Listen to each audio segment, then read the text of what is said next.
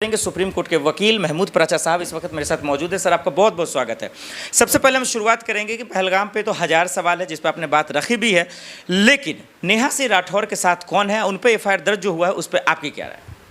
देखिए, नेहा सिंह राठौर पे जो एफआईआर हुआ है वो एक तरीके से पाकिस्तान और चाइना को हेल्प करने की नज़र से हुआ है, क्योंकि नेहा सिंह राठौर क्या बोल रही हैं कि जो पाकिस्तान की लाइन है, जो भारत को कमज़ोर करने की लाइन है, उसको रोकने के लिए वो बोल रही है।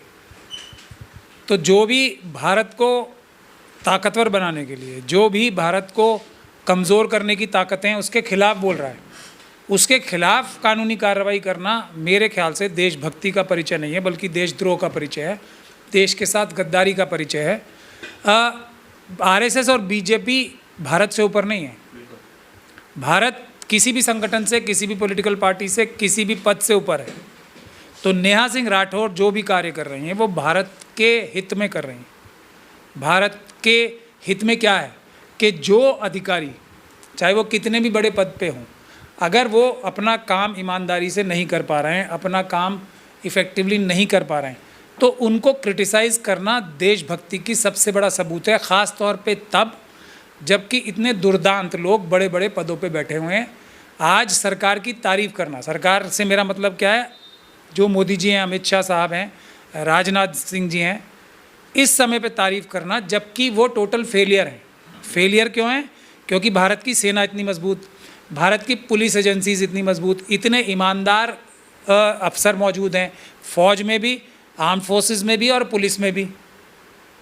सिर्फ भ्रष्टाचार हेतु बेईमान अफसरों को लगा के, जो ये सिक्योरिटी का फेलियर होता है, जो ये इंटेलिजेंस फेलियर होते हैं, या जिस भी तरह के फेलियर होते हैं, वो भ्रष्ट अधिकारियों की वजह से होते हैं। ईमानदार भारत के अधिकारी लगाए जाएंगे तो पाकिस्तान क्या, चाइना की भी हिम्मत नहीं है जो भारत की तरफ आंख भी टेढ़ी करके देख सके। ये तथ्यात्मक रूप से सही बात है। भले ही हमारी फ़ौज के पास रिसोर्सेज कम है, भले ही उनके पास नफरी की कमी है, यानी कि जो फ़ौज में भर्तियाँ हैं उसकी कमी है। अब तो जनरल जीडी बख्शी जो हैं वो भी अब मेरी लाइन पे आ गए ना।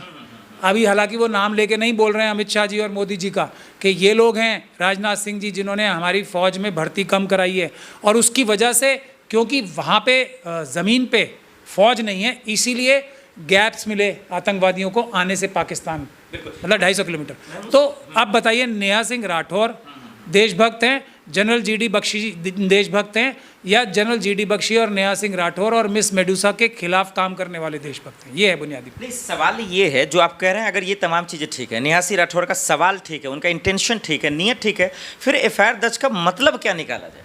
मतलब ये है कि देखिए, आपदा में अफसर जो नाकामी है उसको फ़ायदे में बदलने का जो कला है ना, नेहा सिंह राठौर, मिस मेडुसा और जो दूसरे लोग जो 50 से ज़्यादा चैनल जो बंद किए गए हैं, 4 PM भी जिसमें से एक है, इनका काम क्या है कि ये लोग जो फेलियर हैं उसको फ़ायदे में बदलते हैं। फेलियर को फ़ायदे में बदलने वालों की कला को एक्सपोज करने का काम करते हैं कि अमित शाह साहब टोटल फेलियर हैं। यहाँ तक कि खुद मोदी जी ने उन्हें उस मीटिंग में नहीं बुलाया क्योंकि फ़ौज के जनरल्स, एयरफोर्स के चीफ, नेवी के चीफ, फ़ौज के चीफ, उनसे सवाल करते हैं, भाई आपका फेलियर है इंटरनल सिक्योरिटी का ये। तो इसके लिए मोदी जी तक ने अमित शाह साहब को मीटिंग में ही नहीं बुलाया। तो अमित शाह साहब के ऊपर सवाल करना इस वक्त देश की सबसे बड़ी देशभक्ति का काम है, क्योंकि he is a failure home minister. अभी एक सुशील पंडित साहब हैं, आज लेटेस्ट है, मैं अभी एक और भी बात रखना चाहता हूँ कि जो फ्री हैंड दिया है इसके बारे में मैं कोई बात रखना चाहता हूँ। एक और हमारे से बहुत लड़ाई करते थे जब मैं टेलीविज़न, ये क्रिमिनल चैनल्स पे मैं भी जाता था सुशील पंडित साहब, वो तो होम मिनिस्टर साहब को बोल रहे हैं, नाम अमित शाह साहब का भी नहीं ले रहे, कि होम मिनिस्टर साहब जो हैं जिन्होंने एक झूठा माहौल क्रिएट किया, एक ऐसी माहौल क्रिएट किया अपनी छवि सुधारने के लिए। ये सुशील पंडित साहब के वर्ड हैं, जो वो कश्मीरी पंडितों के जो अपने आप को नेता बताते हैं। वो उनका आज मैंने एक इंटरव्यू देखा है, उसमें वो बोल रहे हैं, होम मिनिस्टर बोल रहे हैं, अमित शाह साहब का तो नाम अभी भी नहीं ले पा रहे हैं वो, कि उन्होंने अपने आप को झूठी सफलता, अपने आप को सफल चीफ मिनिस्टर, जो ये होम मिनिस्टर बताने के लिए जबकि घाटी में नॉर्मलसी आई भी नहीं थी, नॉर्मलसी ऐलान कर दी, उसकी वजह से जो अधिकारी थे वो रिलैक्स हो गए। सुशील पंडित जी के शब्द हैं। आज अमित शाह जी का नाम लेते हुए तो उन्हें अभी भी ज़रा झिझक आ रही है, लेकिन होम मिनिस्टर तक तो वो बोल रहे हैं। उसी तरीके से एक गौरव आर्या साहब हैं, मेजर गौरव आर्या, जो फौज से पता नहीं किस वजह से रिटायरमेंट लेके अपनी बहादुरी ये क्रिमिनल चैनल्स पे दिखाते हैं। हालांकि एक अफसर हैं वो, तो उनका काम ज़्यादा फील्ड में रहता तो ज़्यादा अच्छा, वो इतने पैसे खर्च होते हैं ना एक अफसर पे फौज के, तो उतने पैसे जो भारत देश की जनता ने खर्च किए थे उनके ऊपर, उससे वो VRS लेके इधर इस पे आ गए। वो भी मुझसे बहुत लड़ाई करते थे। आज वो भी हुर्फ बा हुर्फ वही बोल रहे हैं जो मैं बोल रहा था कुछ साल पहले। क्या बोल रहा था? ये हमें अगर किसी को सज़ा देनी है तो इस कैंसर की, आतंकवाद की जड़ जो है पाकिस्तानी आर्मी है, पाकिस्तान की एस्टेब्लिशमेंट है। जब तक आप उसको हिट नहीं करोगे, एक आतंकवादी मार लो, 2 आतंकवादी मार लो, 10 आतंकवादी मार लो, 100 आतंकवादी मार लो, 1000 आतंकवादी मार लो, कुछ नहीं होगा। आज घूम फिर के गौरव आर्या साहब भी मेरी ही बात कह रहे हैं। तो भाई 4 साल पहले अगर आप हमारे साथ मिल जाते तो शायद ये पहलगाम भी नहीं होता, पुलवामा भी नहीं होता, ये सब चीज़ें होती नहीं। तो तब तो आप पता नहीं किस हवा में उड़ रहे थे। अब जब हमारी ही बात पे चलना है तो अब आगे की भी बात सुन लो। फ्री हैंड दे दिया मोदी जी ने। ये कैसा फ्री हैंड है भाई साहब, ये बता दो चलो मुझे अब, कि जाओ अब आप आज़ाद हो, जो करना है करो। भाई साहब सबसे पहली बात है, आज़ादी तो दे दिया आपने उन्हें। आज तक पहली तो ये चीज़ हो गई कि अभी तक आज़ादी फ्री हैंड नहीं दिया था फौज को, जो हम बार बार कह रहे थे कि मोदी जी और अमित शाह साहब, राजनाथ सिंह जी के बस की बात नहीं है। ये उसमें टांग मत अड़ाएं, इन चीज़ों में बिल्कुल टांग मत अड़ाएं, बाहर हो जाएं इन चीज़ों से। फ़ौज में हमारे पास एक से बढ़कर एक बढ़िया ऑफिसर मौजूद है। फ़ौज हमारी इतनी केपेबल है, अपने आप संभाल लेगी। तो अब चाहे जिस भी वजह से उन्होंने एक अच्छा काम कर दिया, बस ये कैसा फ्री हैंड है जिसमें पैसे ही नहीं दिए उन्हें कुछ। फ्री हैंड तो इसमें होना चाहिए ना कि आपको जितनी भर्ती करनी है कर लो तुरंत, जितने पैसे चाहिए दे ले लो तुरंत। मेरा इसीलिए प्रपोज़ल ये है, अगर मोदी जी दिल से फ्री हैंड दे रहे हैं सिर्फ दिखावा करने के लिए, और हम लोगों की बात क्योंकि अब सही साबित हो रही है और उनको लग रहा है कि मैं कहीं ना कहीं पकड़ा जा रहा हूँ, इसलिए मुंह दिखाने के लिए फ्री हैंड दिया है, तो अलग बात है। अगर असली फ्री हैंड है तो कम से कम अभी तुरंत से पहले मिनिमम 1-1 लाख करोड़ हमारी नेवी को, हमारी एयरफोर्स को और हमारी थल सेना को 1-1 लाख करोड़ तो अभी, जैसे अडानी जी को लेके गए थे ना वहाँ पे ऑस्ट्रेलिया, और स्टेट बैंक ऑफ इंडिया के चेयरमैन को साथ लेके गए थे कि जी 1 लाख का चेक लिख के दे दो, इन्हें लोन दे दो। तो किसी भी तरीके से अभी तीनों फोर्सेस को 1-1 लाख करोड़ कम से कम है, ये दे दें उनको। फ्री हैंड इस बात का हो कि अग्निवीर तो अलग अलग है, आपको जितनी रेगुलर भर्ती करनी है फौज में वो करो। देखो आप फिर इसी का साइकोलॉजिकल इफेक्ट इतना हो जाएगा, और ये असली इफेक्ट होगा।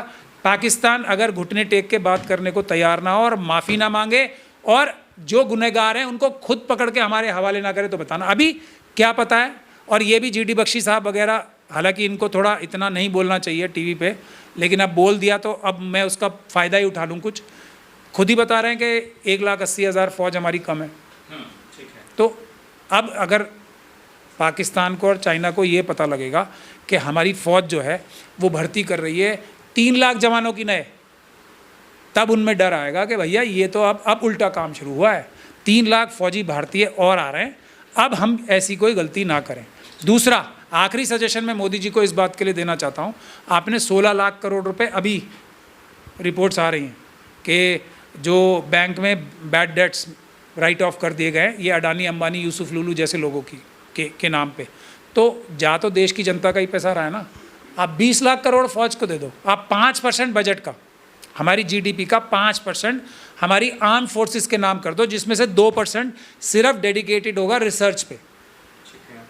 डेडिकेटेड 2% GDP का सिर्फ जो डिफेंस रिसर्च है उस पे डेडिकेट करना पड़ेगा। ये ज़बानी जमा खर्च से मेरे ख्याल से फ्री हैंड कोई फ्री हैंड नहीं हुआ, वरना असली फ्री हैंड हो जाएगा 3 चीज़ों की तरफ से। 1-1 लाख करोड़ दे दो अभी तीनों आर्म फोर्सेस को मिनिमम, और फ्री हैंड जितना एयरफोर्स को भर्ती करनी है वो भर्ती करें, नेवी को करनी है वो भर्ती करें, रेगुलर भर्ती, और हमारी फ़ौज जो है थल सेना वो भर्ती करे। और उसके अलावा 5% बजट का एक इमरजेंसी सेशन बुलाएं अभी, और 5% GDP का बजट जो टोटल बजट एलोकेशन है वो 5% बजट के लिए परमानेंट मिनिमम कर दें।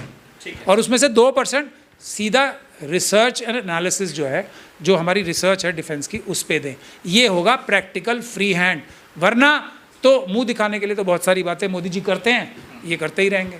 चलिए, इसमें सिर्फ बातें भी जरूरी है ना। आप कह रहे हैं कि लोकतंत्र के हिस्सा है, ईमानदार हैं, लेकिन फ्री हैंड वो भी कहाँ है। नेहा, अगर नेहा सिंह राठौर की बात करें, अखिलेश यादव प्रेस कॉन्फ्रेंस में उसका वीडियो दिखाते हैं, राहुल गांधी उनकी तारीफ करते हैं कांग्रेसी, तो वो भी तो कहीं ना कहीं सियासत का हिस्सा है, वो कब्जे में है सियासतकर्ता के लोगों के हाथ में। कौन, नेहा सिंह राठौर? हाँ, बिल्कुल नहीं, देखिए इस समय देशभक्ति होती क्या है, पहले हमें ये समझ लेना चाहिए। डेमोक्रेसी में सबसे बड़ी देशभक्ति का काम क्या है? वो ये है कि जो सत्ता में बैठे लोग हैं, जो नौकरी तो है ना देश की जनता के, प्रधानमंत्री, होम मिनिस्टर और जो डिफेंस मिनिस्टर हैं, एनएसए साहब हैं, ये हमारे सबके नौकरी तो हैं। अब नौकर को अगर टाइट करके नहीं रखा जाएगा, उसकी चूड़ी टाइट करके नहीं रखी जाएगी, तो वो रिलैक्स्ड हो जाता है। एक तो सबसे बड़ी चूड़ी जो टाइट करने की ताकत कम हो गई है देश की जनता की, वो तो पेपर बैलेट से चुनाव ना होने की वजह से तो ऑलरेडी है। अब अगर सरकार के एक और जो डिफेंस है, भारत की रक्षा जो है, इंटरनल सिक्योरिटी और एक्सटर्नल सिक्योरिटी, वो तो सबसे महत्वपूर्ण कार्य है ना।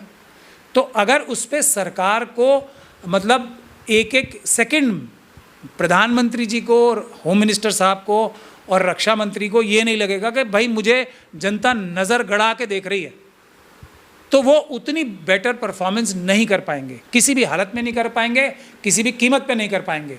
उन्हें अगर ये लगेगा कि मैं पब्लिसिटी करके अपने दोषों को, अभी होम मिनिस्टर साहब की सबसे बड़ा फेलियर है, अगर वो पब्लिसिटी करके माइंड डाइवर्ट कर सकते हैं पब्लिक का उस तरफ से, अपने फेलियर की तरफ से, तो ये मेरे ख्याल से जो लोग, और आज के अंदर जो अमित शाह साहब, मोदी जी और आरएसएस और बीजेपी के लोग सत्ता में बैठे हैं, वो तो बहुत ही ज़्यादा निर्दयी है ना। आप कुछ भी बोलोगे तो आपके खिलाफ एफआईआर करेंगे। तो ये लोग जो अपने खिलाफ एफआईआर झेलने को तैयार हैं, किस लिए? नेहा सिंह राठौर को कोई पैसे थोड़ी मिल रहे हैं इस चीज़ के, आरोप तो लग रहे हैं ना। मैं क्या कह रहा हूँ, खतरा कितना मोल ले रही हैं वो, किस लिए, किसके खिलाफ बोल रही हैं?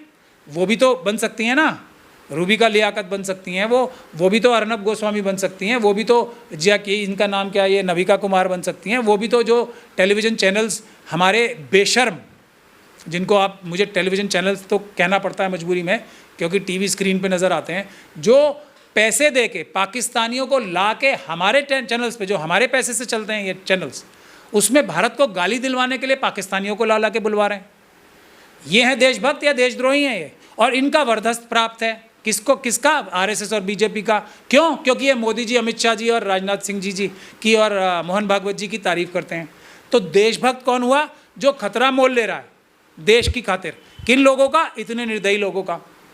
ये इनकी तारीफ करना तो कोई जर्नलिज्म का काम ही नहीं है। हर अच्छा जर्नलिस्ट वो होगा जो सरकार का क्रिटिसिज्म करेगा, कोई भी सरकार हो। पहला काम क्रिटिसिज्म होता है, क्योंकि क्रिटिसिज्म से जो आदमी होता है अपनी गलतियों को सुधारने की कोशिश करता है। और ऐसे टाइम पे जबकि हमारे 28 बेगुनाह मारे गए, अब भी हम ना बोलें कि अमित शाह जी कुछ तो मतलब ख्याल करो। मेरा एक और भी सजेशन था, आज तक नहीं माना और आगे भी नहीं मानेंगे, मैं ये गारंटी के साथ कह रहा हूँ। और अब मैं ये बात कहूँगा तो अमित शाह जी को बुरी लगेगी कि भाई आईपीएल है ना, आपका क्रिकेट है ना, इसमें आप ये अनाउंस करवा दो। चलो मैं तो ये कह रहा हूँ, जितने भी हमारे देशभक्त टेलीविज़न पे जो दिन रात मोदी जी और अमित शाह जी की तारीफ में जुटे हुए हैं ना, इसमें तो कुछ नहीं जा रहा ना। किसी भी मैच में भारत, ऐसे किसी भी मैच में, क्रिकेट मैच में ही सही, सिर्फ एक ही स्पोर्ट्स ले लेते हैं जिसमें पाकिस्तान की टीम खेलेगी, ऐसे किसी भी टूर्नामेंट में जिसमें पाकिस्तान का कोई भी प्लेयर खेलेगा या टीम खेलेगी, उसमें भारत पार्टिसिपेट नहीं करेगा, ना भारत का कोई प्लेयर पार्टिसिपेट करेगा। ये एक कानून अपने बेटा जो है ना जय शाह साहब, उनसे कह के करवा दें। और ये नहीं करवाएंगे, मैं बार बार बोल रहा हूँ, आज से 5 दिन पहले भी बोला था मैंने, अब भी बोला था, क्योंकि इसमें माल इन्वॉल्व है। ठीक है, आप बताओ मुझे। आप अब नेहा सिंह राठौर क्या करे मीडिया पे कि पैसे नहीं है, सुप्रीम कोर्ट जाने के, वकील कराने के लिए मदद क्यों नहीं कर देते आप? देखिए, वकील की प्रॉब्लम होती है। हाँ। मैं केस, मेरा दिल भले ही कितना कर रहा हूँ उनकी मदद करने का, लेकिन मैं उन्हें आगे से फ़ोन करके ये नहीं कह सकता कि मैं आपकी मदद करने को तैयार हूँ। ये हमारे एडवोकेट्स एक्ट में मना है, ये वर्क सॉलिसिट करना होता है। अगर वो मेरे पास आ जाए, चाहे ये मिस मेडुसा है, ये हैं, या कोई भी जिसके साथ प्रताड़ना की जा रही है, मैं वो सबक सिखा दूंगा भारत के संविधान और कानून के तहत। ये जिस भी भ्रष्ट अधिकारी ने ये एफआईआर की है ना, मैं ऐसा सबक सिखा दूंगा, कानूनी सबक, दोबारा ये गलती करने की हिम्मत नहीं करेंगे, ये मैं बता रहा हूँ। चलिए ठीक है। मैंने कपिल मिश्रा जी के खिलाफ भी एफआईआर कराई है ना, मैंने ही कराई है ना। अभी मैं आपको बता दूं, एक हमारे देश के बहुत ही अच्छे स्पोर्ट्समैन थे, मोहसिन गुलाब अली। वो जूडो थे और जूडो का एक मेडल हमने ओलंपिक में, और क्योंकि उनको खिलाफ स्पोर्ट्स अथॉरिटी ऑफ इंडिया के बड़े बड़े पावरफुल अधिकारियों ने उनके खिलाफ साजिश करके उनको झूठे डोप टेस्ट में फंसा दिया। तो मैंने स्पोर्ट्स अथॉरिटी ऑफ इंडिया के अधिकारी, सीनियर अधिकारी हैं, बड़े ही पावरफुल लोग हैं वो, उनके खिलाफ एफआईआर अभी 2 ही दिन पहले कराई है। 2 ही दिन हुए हैं उसे काम। तो मैं सिर्फ बोलता नहीं हूँ, मैं करता भी हूँ।